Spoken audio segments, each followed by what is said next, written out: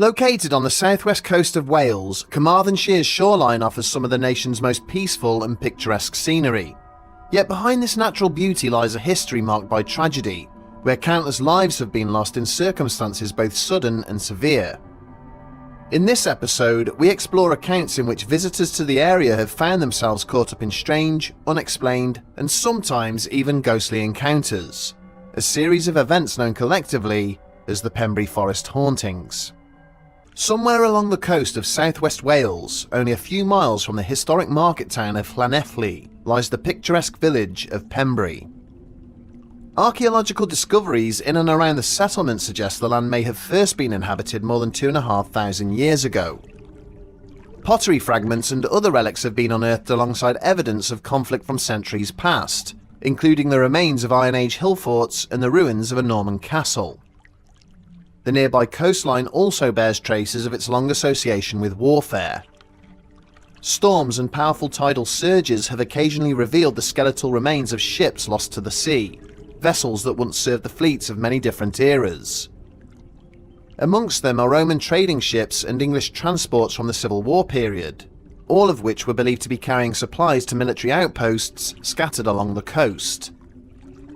During the Napoleonic Wars, the sands here were also feared as a potential landing site for French troops, prompting defences to be quietly strengthened along key stretches. Inland, the rolling sand dunes and expanses of woodland leading up from the shore conceal the most tangible reminders of Pembrey's modern wartime history. Part of this land, now freely accessible to thousands of visitors each year, was once the site of the Royal Ordnance Factory.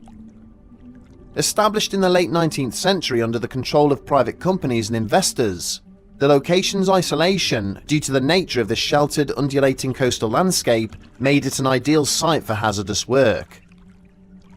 With the outbreak of the First World War, the Pembrey Works came under direct government control, its workforce supplying the munitions Britain needed to sustain the war effort. A brief period of inactivity after the armistice ended abruptly with the arrival of the Second World War, when the factory expanded into a major manufacturing hub. By this time, an extensive narrow-gauge railway system carried shells and explosives to nearby port facilities, where they were loaded for transport to the front. The facilities continued to create and store munitions for the British government well into the 1960s, before finally closing. Unlike other historical sites in the area, the Ordnance Factory was never repurposed. Many of its features still stand, steadily succumbing to time and the elements. Scattered across the site are concrete storage bunkers of varying shapes and sizes, where munitions were temporarily housed before shipment. Just beyond, the buildings of the former RAF Pembrey airfield still stand, long since converted for commercial use.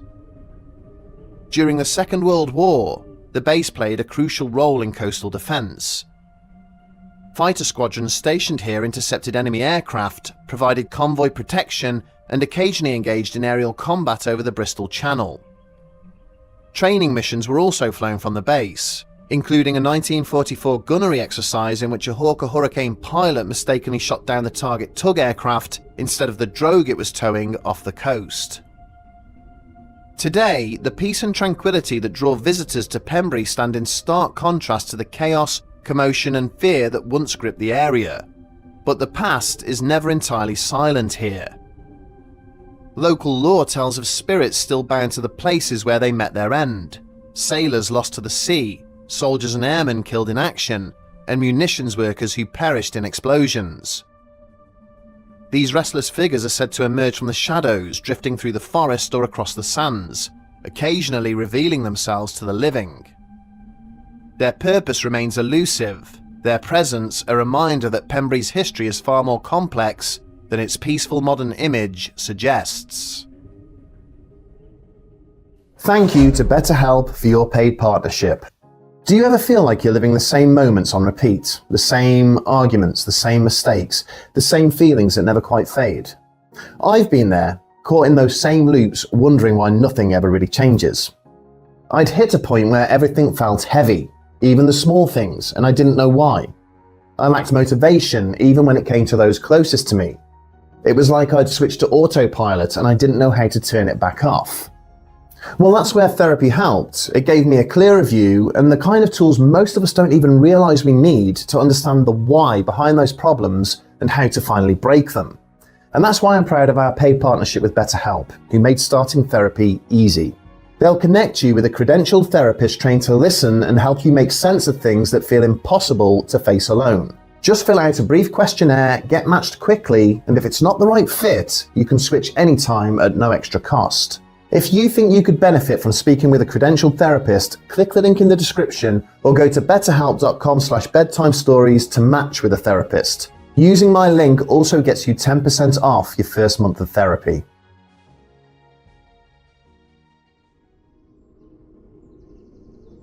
In the mid-1990s, a local schoolboy named Jacob Binion and his friend Alan would sometimes venture into Pembrey woods to explore the crumbling ruins scattered throughout the site.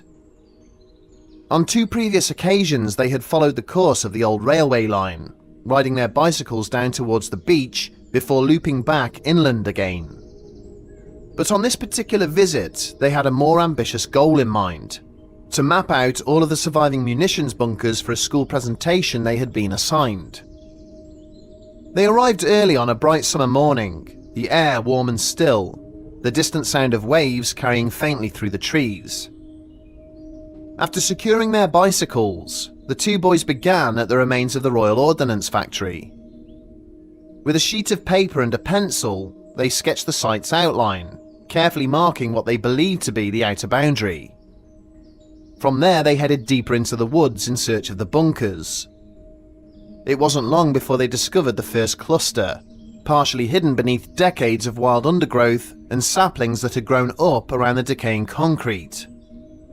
The boys updated their makeshift map, jotting notes on the different shapes, designs, and conditions of each bunker they came across. By the time they had documented their 4th or 5th structure, Alan began teasing Jacob about his apparent reluctance to go inside one. After some goading, Jacob gave in. Alan stayed with the bicycles whilst Jacob walked to the nearest entrance, a dark rectangular opening set into an earth bank, and stepped down a set of worn stone steps into a cool, waiting darkness. Inside, the beam of his torch revealed a surprisingly large chamber, stretching back much further than he had expected. The air was heavy, tinged with an unpleasant smell that grew stronger as he moved further inside. At first, he assumed it was the stench of a dead animal, perhaps a fox or badger, but the longer he breathed it in, the more it took on an acrid chemical edge, as if something foul had been burned here. He swung the torch beam across the bare concrete walls, searching for the source of the odour. Most of the surfaces were blank and stained with age, until the light stopped on a dark patch about halfway up the far wall. Jacob stepped closer, one hand clamped over his nose. Slowly, the shape came into focus, the imprint of a human palm pressed firmly into the concrete and stained a deep, dried red-brown, with thin streaks where residue had run before hardening. Stepping away from the wall, still staring in disbelief at the strange dark handprint, Jacob fought to keep his stomach under control as the foul stench, a nauseating mix of rot and scorched material, threatened to overwhelm him. Then, without warning, the gloom of the bunker was shattered by an intense blast of heat and blinding light, as though the entire roof had been torn away in an instant to let daylight pour in. Instinctively glancing down, Jacob's eyes widened in horror. His body appeared to be engulfed in flames, the fabric of his jacket and jeans bubbling and melting away to reveal raw, blackened flesh beneath. A scream tore from his throat as he staggered backwards, collapsing to the floor. In blind panic, he rolled across the cold concrete, desperately trying to extinguish the fire and escape the unbearable burning sensation that tore through his limbs. Forcing himself upright through the agony, he abandoned his torch where it had fallen and half stumbled, half crawled up the narrow steps towards the entrance. Bursting into the open air, he continued to cry out in pain, until, breathless and trembling, he dared to open his tear-filled eyes. The flames were gone. His clothing was intact. There was no sign of injury. A few feet away, Alan stood frozen, staring at him wide-eyed. He had seen Jacob suddenly erupt from the bunker, flailing at his arms and legs in apparent agony, and he could only watch in shock as his friend collapsed to the ground. It was several long minutes before Jacob's breathing steadied enough for him to explain what had happened inside. Neither boy was willing to go back down into the bunker. They left the torch where it lay, abandoned their half-finished map, and cycled out of the woods without a backwards glance. Jacob never returned to Pembrey Woods after his experience.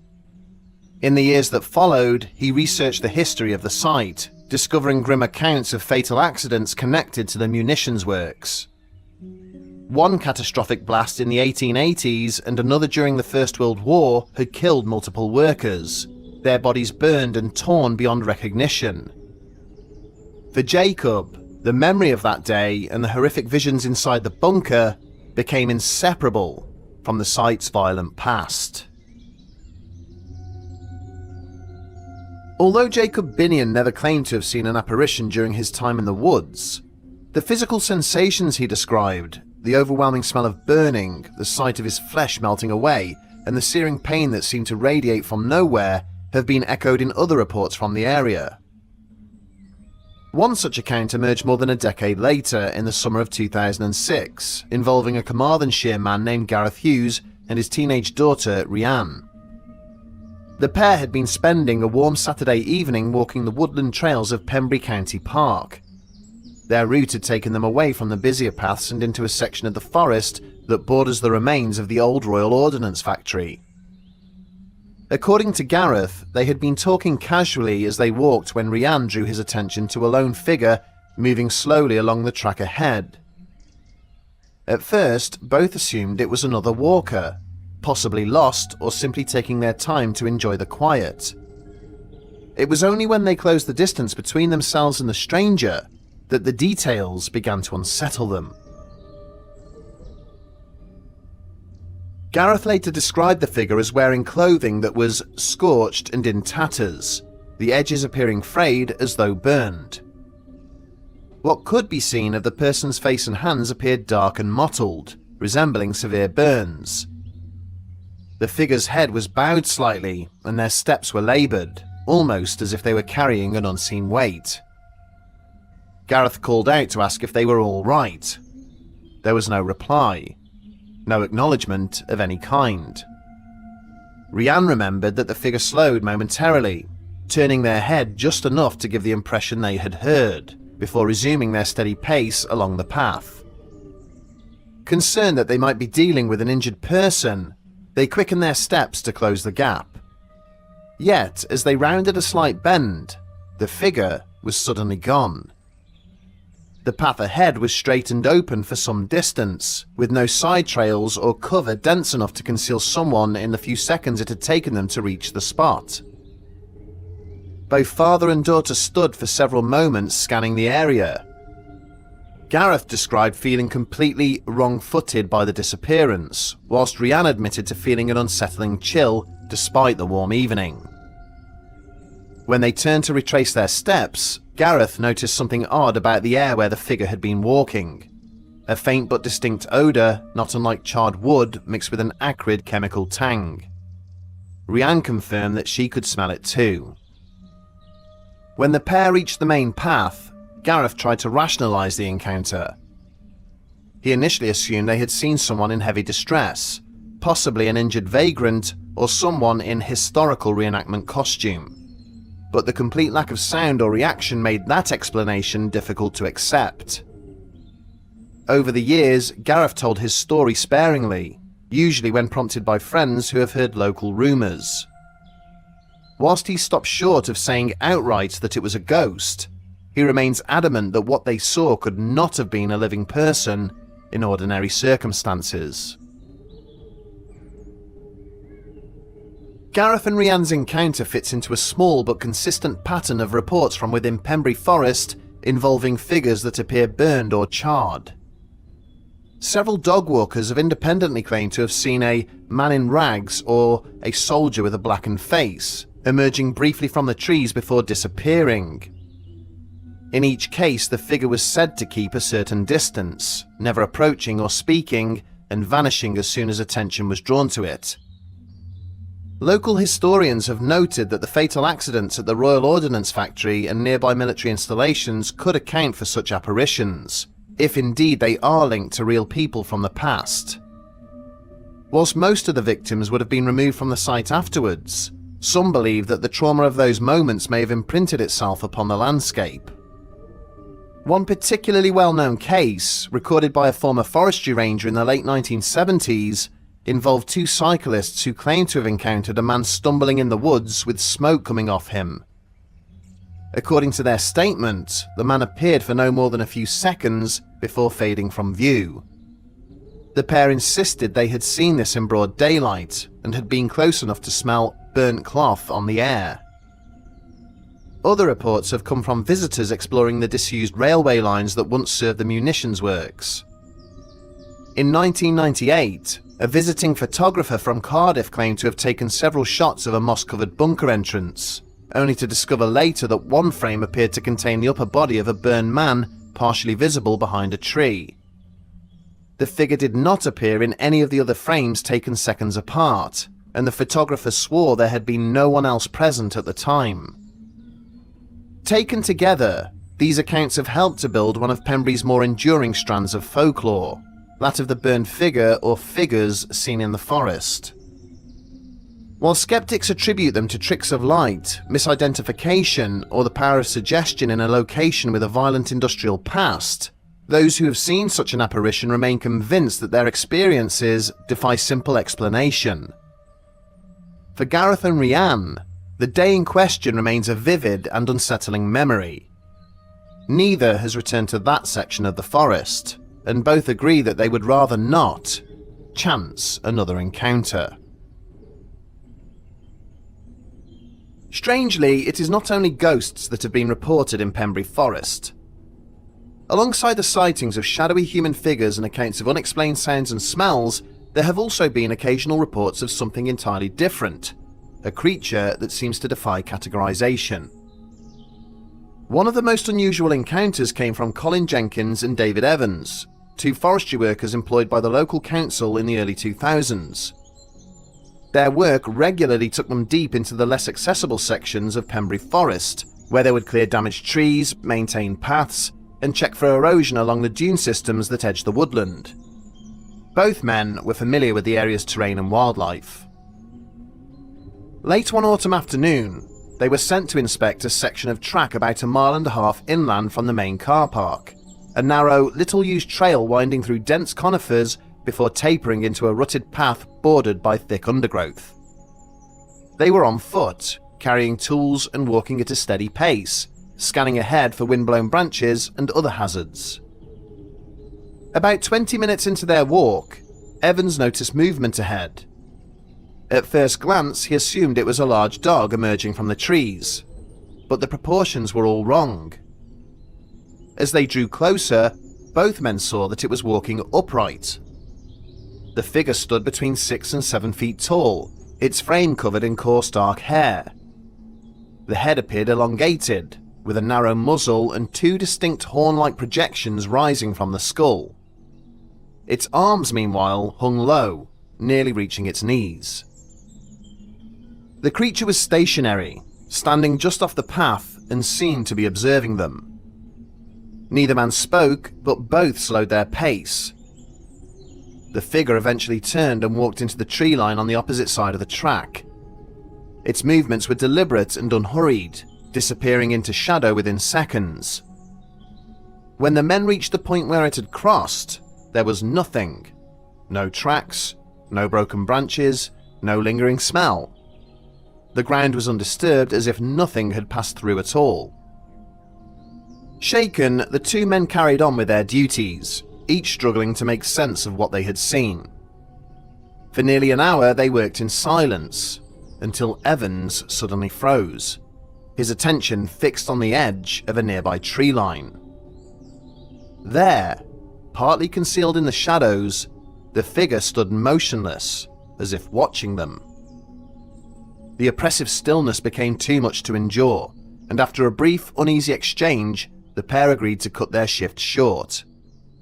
They left their equipment behind and made their way back to the forest track, both unwilling to look over their shoulders. The men avoided talking about it with colleagues out of fear of ridicule. For several years, the encounter remained largely unspoken about. Evans, however, was unable to completely dismiss it.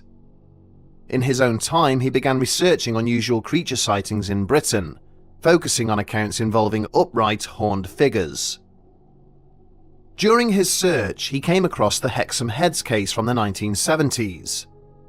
In that incident, two brothers in Northumberland unearthed small carved stone heads in their garden. Soon afterwards, a neighbour reported a bizarre encounter with a tall, half-human, half-animal figure that had entered her home uninvited. Her description, an upright creature with horns, a long muzzle and dark hair, matched closely with what the men had seen in Pembrey Forest decades later. The similarity disturbed Evans, who said the likeness was so close it immediately brought the memory of their experience back in full. He noted that the Northumberland sighting, like theirs, had taken place in a relatively isolated location and involved a creature that displayed no fear or aggression, only a kind of watchful curiosity. Jenkins was less interested in the folklore, but he remained certain about what they had seen. In later years, he commented privately that it was unlike anything he had encountered in all his years working outdoors. The proportions, the posture, and the horned head left no doubt in his mind that this was not a case of mistaken identity with a known animal. Although the incident was never formally investigated, word eventually filtered into local conversation. Other, more tentative accounts began to surface. A dog walker claimed to have seen a tall dark figure moving through the trees near the old firing range late one evening. A cyclist reported what he thought was a man in an unusual costume, stepping out of the woods ahead of him, only to vanish without a sound. These stories, though unverifiable, echoed the elements of Jenkins and Evans's sighting: a hulking, upright form, a sudden disappearance, and an absence of any physical trace. Skeptics have pointed out that Pembrey Forest is home to various wildlife, deer, foxes, and even stray livestock, which can appear strange or threatening in poor light or at a distance. However, the men insist that their view of the creature had been close, clear, and in daylight. Evans's research into the Hexham Heads case led him to note that Britain's folklore is rich with accounts of horned beings, from ancient pagan carvings to later legends of supernatural guardians of the land. Whilst he made no claim that what they saw was directly connected to any such traditions, he found the parallels difficult to ignore. Within certain cryptid research circles, the Pembrey Forest sighting is now quietly referenced as one of Wales's more unusual modern reports.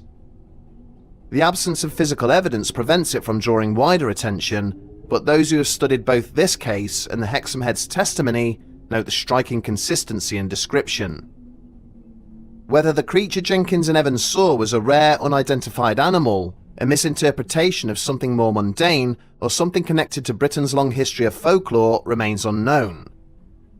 For the two men who encountered it, the sighting was enough to leave a lasting mark, one that neither has been able to fully explain, even after years of reflection. Potential explanations for the events reported in Pembrey Forest vary depending on the incident, but none have ever been accepted as conclusive.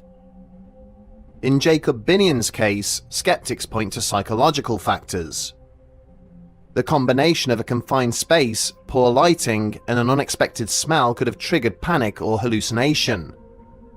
Exposure to mold, chemical residue, or animal remains has been raised as a possible cause of the burning odor and disorientation. Yet this does not account for his vivid perception of being on fire or the distress witnessed by his friend. For Gareth Hughes and his daughter Rhianne, theories lean towards optical illusions or pareidolia, the tendency to see human forms in random patterns and even shadows. Low light and drifting mist could conceivably give the impression of a figure. Others suggest pranksters, though Hughes insisted the skin appeared severely burned and that the figure vanished far too abruptly to have been someone slipping into the trees. The sighting by forestry workers Colin Jenkins and David Evans prompted different explanations. Some argue they may have encountered an animal seen at an unusual angle, partially obscured by vegetation, giving it a humanoid appearance. Yet both men knew the local wildlife and insisted the proportions were unlike any species they recognised. The sudden disappearance of the figure has fueled speculation about paranormal causes, from ghostly manifestations to the more exotic idea of a creature stepping through an interdimensional portal. Across all three cases, fabrication has also been raised, though little evidence supports it. Each witness came forward reluctantly, with no apparent motive for hoaxing. Natural explanations can be proposed, but they rarely address every detail. In the absence of proof, the incidents remain unresolved, part of Pembrey Forest's catalogue of strange encounters where rational analysis and the unknown meet, yet never quite touch. Despite decades of speculation, Pembrey Forest continues to guard its secrets. The rusting remains of its wartime industry sit quietly amongst the trees, while stories of strange figures and unexplained creatures pass from one generation to the next. Walkers still speak of odd shapes glimpsed in the mist, or fleeting sounds that seem to follow them. Whether these are echoes of the forest's turbulent past or something stranger remains unanswered. And perhaps it is in that uncertainty that Pembrey Forest's true unease lies.